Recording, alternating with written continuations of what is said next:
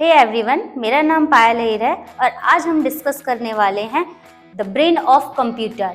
Yes, आपने सही सुना, ब्रेन ऑफ कंप्यूटर, जिसको आजकल बोलचाल की भाषा में कहते हैं सीपीयू, जिसका फुल फॉर्म है सेंट्रल प्रोसेसिंग यूनिट। सीपीयू का बेसिक स्ट्रक्चर अगर देखा जाए तो सीपीयू में टोटल 2 बटन होते हैं, एक होता है पावर बटन और एक होता है रीस्टार्ट बटन। पावर बटन से जैसे ही हम पावर बटन ऑन करते हैं वैसे हमारे होल कंप्यूटर सिस्टम में पावर सप्लाई होना स्टार्ट हो जाता है।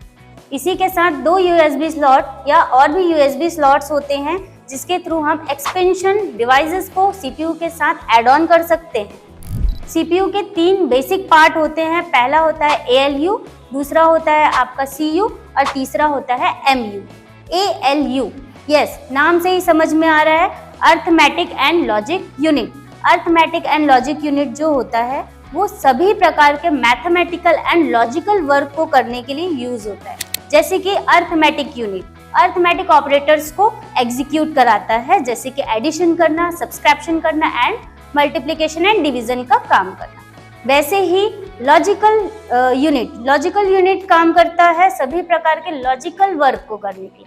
Logical in the sense relation between 2 numbers like greater than, less than, equals to and not equals to.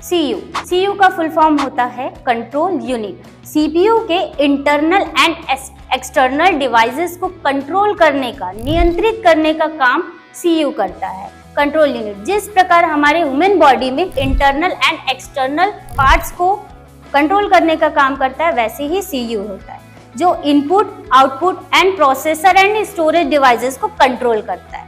वैसे ही मेमोरी यूनिट होता है जिसे हम शॉर्ट फॉर्म में कहते हैं MU।